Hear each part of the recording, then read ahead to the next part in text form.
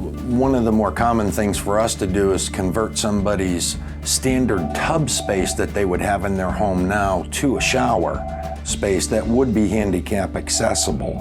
So when we're designing a wheelchair accessible shower, some of the key elements and things to understand when you're doing that, first and foremost, is the client. You have to understand what his capabilities are and what his limitations are. You know, there are several products we can use. Choosing those products would kind of be dependent upon what those capabilities are. The things that need to be considered are ease of use. Where in the space is the shower going to go? A lot of folks don't realize that doorways even have to be opened up. You know, you don't want to do all the work inside the bathroom and find out that you can't widen the doorway because the hallway is too narrow, or you have structural beams or something in a wall that we can't move.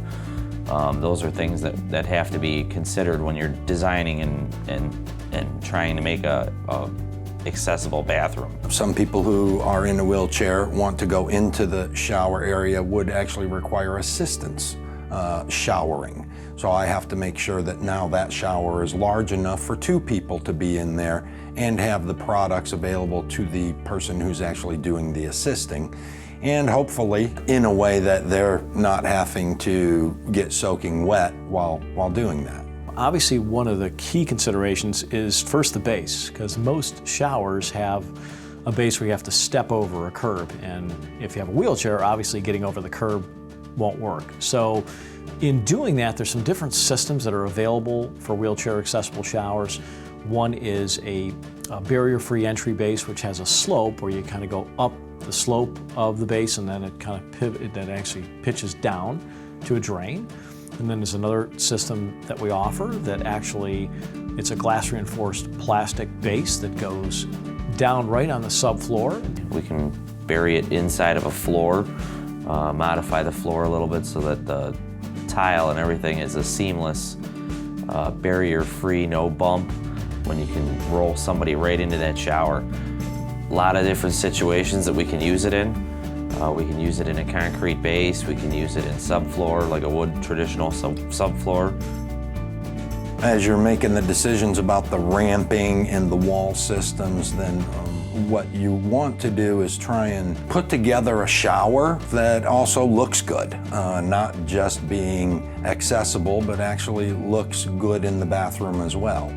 Building a shower, there are many products that are being developed today by manufacturers so that we are putting together a shower area that would be something you would expect to see in any home, would blend in with that home, and not necessarily be an institutional looking shower like you might find at a hospital. You know, we go everywhere from acrylic wall systems to Centrel wall systems, solid surface wall systems, and a standard tile wall.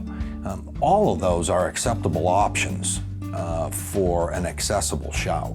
The other things that are important in a wheelchair accessible shower are things like the accessories that are in here, things like grab bars or safety bars. And fortunately, in today's day and age, a safety bar does not need to look institutional at all. There's some really cool and decorative things that are available on the market, so that's another important factor. Another would be having slip-resistant products. So the type of tile you might use, if it's a tile shower, is important, or if it's an acrylic base, having a base that's not a slippery type of surface would be important in a wheelchair accessible shower.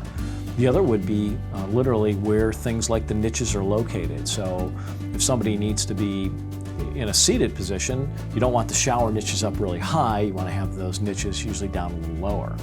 Usually somebody in a wheelchair accessible shower, in a wheelchair shower, is going to often transfer from their chair into a seated position. So the type of bench seats in there can be very important, or in some cases there could be a bench seat that's literally built in to the shower, or there's fold down seats. So if you have not as much room, a fold down seat ends up being a great consideration.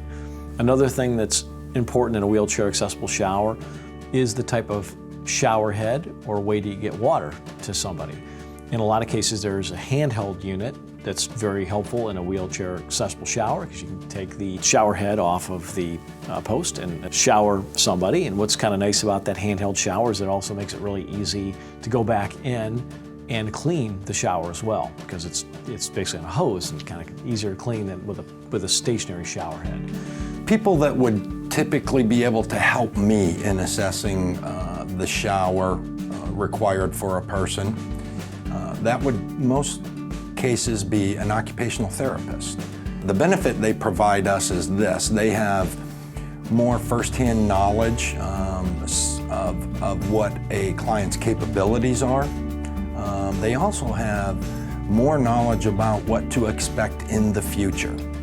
If somebody has limitations that are going to continue to get worse, that occupational therapist would be able to provide that information to us so that not only do we build a shower they can use today, but they could still be able to use that shower 3 years from now. There is also some funding available for people through different sources.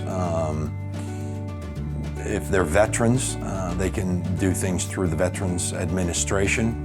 There are grants available for certain projects. If they're just retired elderly people, then they can work through their local groups that are for the elderly in their communities to have possible funding available for projects.